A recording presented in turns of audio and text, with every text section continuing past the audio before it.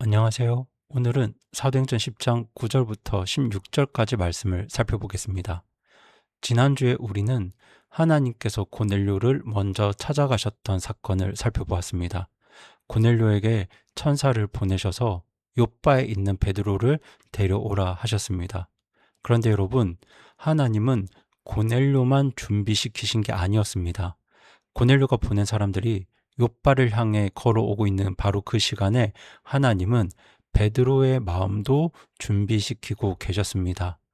이방인에게까지 복음이 전해지려면 먼저 베드로 안에 있는 그 단단한 마음의 담이 허물어져야 했기 때문입니다.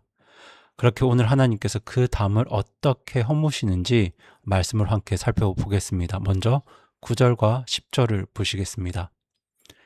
이튿날 그들이 계속 길을 가서 그 도시에 가까이 이르렀을 때 베드로는 기도하려고 6시쯤 지붕에 올라가니라.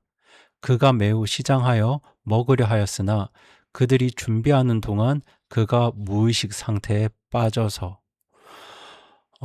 고넬료가 보낸 사람들이 이튿날 이제 그 도시 요바에 가까이 이르렀을 때 베드로가 기도하려고 6시쯤 지붕에 올라갑니다. 여러분 여기서 6시는 오늘날 시간으로 한낮 정오쯤 되는데요. 그렇게 점심때쯤 베드로가 기도하려고 지붕에 올라갔습니다. 그리고 마침 시장에서 먹을 것을 찾았지만 먹을 것이 없었던 것 같습니다. 그래서 그 집 사람들이 음식을 준비하는 동안 베드로가 무의식 상태에 빠져서 환상을 보게 되는데요. 여러분 보세요. 고넬료도 기도하는 시간에 기도하다가 환상을 봤고요. 베드로도 기도하고 환상을 보게 됩니다. 그러니까 가이사랴에서도 욥바에서도 하나님은 기도하는 사람들을 통해서 일하고 계셨던 거죠. 그리고 또 하나, 여기 베드로가 매우 시장했다. 그래서 음식을 먹으려 하였다. 여러분 이것도 그냥 적힌 말이 아니에요. 여러분 지금 배가 고픈 베드로에게 하나님께서 무엇에 관한 환상을 보여주십니까? 음식에 관한 환상을 보여주세요. 이게 뭘 의미하냐면 하나님께서는 항상 우리가 처한 상황들 그리고 우리가 처해 있는 형편 가운데서 일하시는 분이라는 거죠. 그래서 베드로가 지금 음식에 대한 환상을 보게 되는데요. 그때 베드로가 어떤 환상을 보았을까요? 우리 11절부터 13절까지 말씀 보시겠습니다.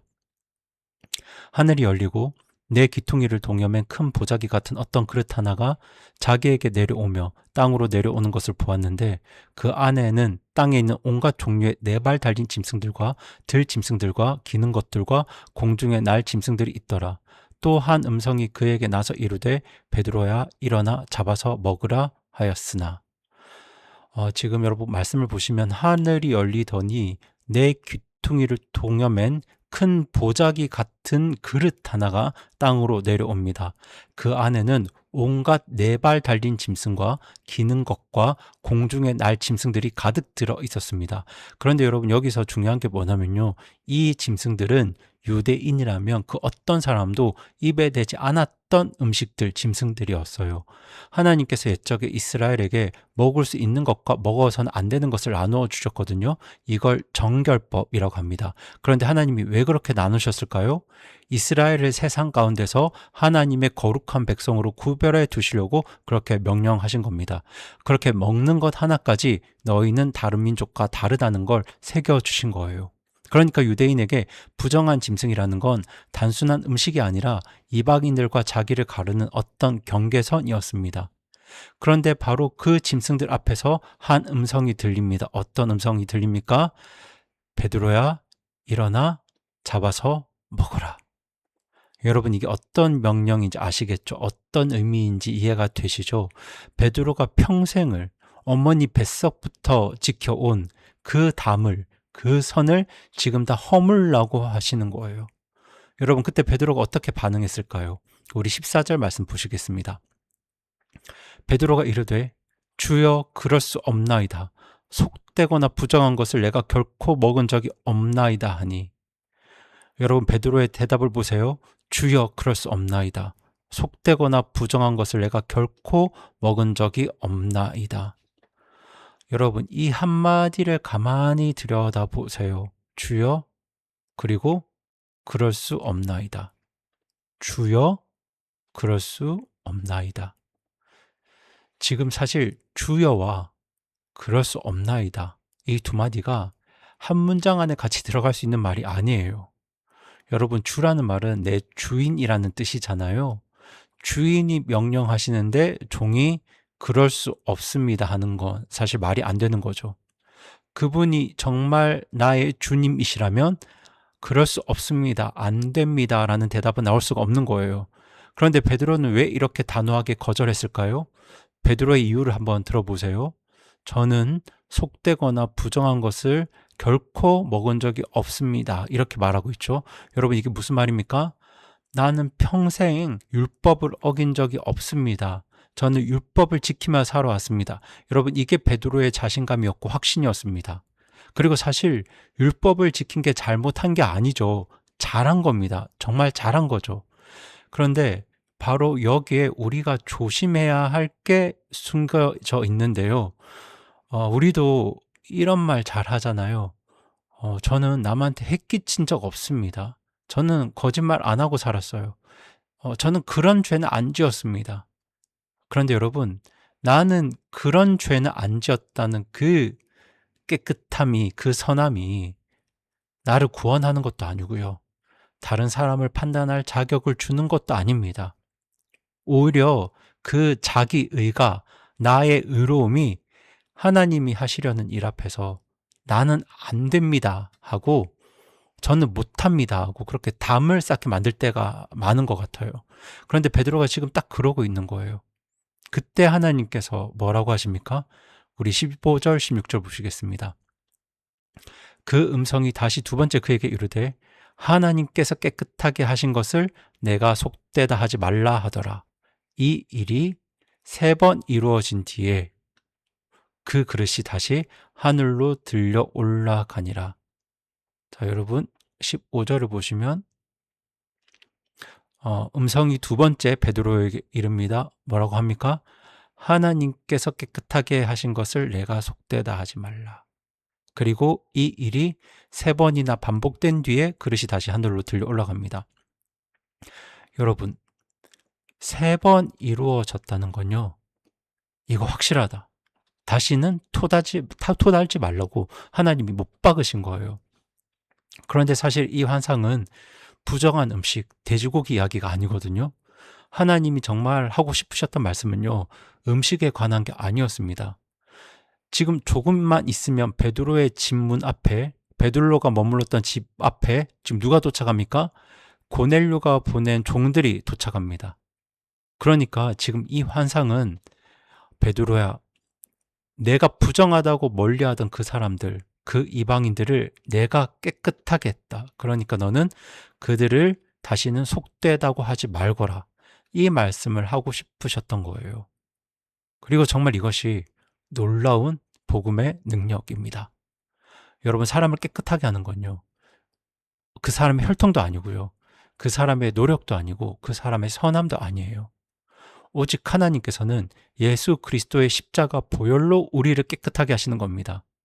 그래서 내가 저 사람은 안 돼, 그렇게 밀어냈던 사람도 하나님이 일하시면 깨끗해질 수 있습니다. 구원받을 수 있어요. 그렇게 그리스도의 복음은 나만을 위한 게 아닙니다. 나 같은 사람만을 위한 게 아니에요.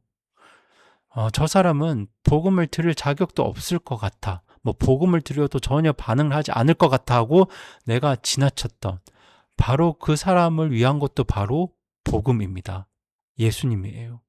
그렇게 저는 우리 교회가 그 누구도 함부로 속되다 하지 않고 하나님이 일하시면 구원받을 수 있다는 그 믿음으로 누구든지 품에 안을 수 있는 그런 교회가 되기를 간절히 바라고 소망합니다. 지금까지 저희가 16절까지 말씀을 봤는데요. 여러분, 오늘 본문에서 하나님이 베드로에게 3번이나 못 박아 두신 그 한마디를 우리 마음에 새겼으면 좋겠습니다. 보이시죠? 하나님께서 깨끗하게 하신 것을 내가 속되다 하지 말라. 사실 저는 이 말씀을 읽을 때 많이 부끄러웠습니다. 이 말씀을 묵상할 때, 저 사람은 좀 그래, 저 사람은 좀 아닌 것 같아 하고 밀어냈던 그런 사람들의 얼굴이 제 마음속에서 많이 떠올랐기 때문이에요. 그런데 여러분, 우리가 한번 잘 생각해 보면요. 우리가 누굴 속되다 할 자격이 있습니까? 우리가 누굴 향해서 저 사람은 안 돼, 안 될 것 같아. 그렇게 말할 자격이 있나요? 사실 우리야말로 하나님이 보시기에 속되고 부정했던 사람들이잖아요. 하나님의 약속 밖에 있었던 사람들이고, 그것도 깨끗할 것 하나 없었던 사람들인데, 그런 우리를 누가 깨끗하게 하셨나요? 누가 구원하셨습니까? 내 착한 행실이 아니잖아요. 나의 깨끗한 과거가 아닙니다. 나의 열심이 아닙니다. 오직 예수님의 십자가와 그 보혈이 저와 여러분을 깨끗하게 했습니다. 그리고 그 깨끗함은 우리의 입으로, 우리의 고백으로 끝난 게 아니거든요. 예수님 믿는 사람 안에는 성령 하나님이 들어오셔서 그 사람을 바꿔 놓으시잖아요. 그러니까 내 의로, 내 믿음으로, 내 결단으로만 깨끗해진 게 아니라 하나님이 먼저 예수님을 통해서 깨끗하게 하셨고요. 지금도 성령님을 통해서 우리를 깨끗하게 하고 계신 거예요. 그럼 여러분, 그렇게 깨끗하게 하시는 그 은혜를 하나님으로부터 받은 우리가 어떻게 다른 사람을 향해서 저 사람은 안 돼, 저 사람은 안 될 것 같아 하고 그렇게 담을 쌓을 수 있겠습니까? 우리가 그러면 안 되잖아요. 그래서 여러분, 이번 한 주간 내가 스스로 내 마음 안에서 저 사람은 속되다, 저 사람은 안 될 것 같아, 그렇게 밀어냈던 한 사람을 다시 한번 떠올려 보세요. 어쩌면 그 사람이 하나님께서 지금 구원하시려는, 깨끗하게 하시려는 고넬료일지도 모릅니다.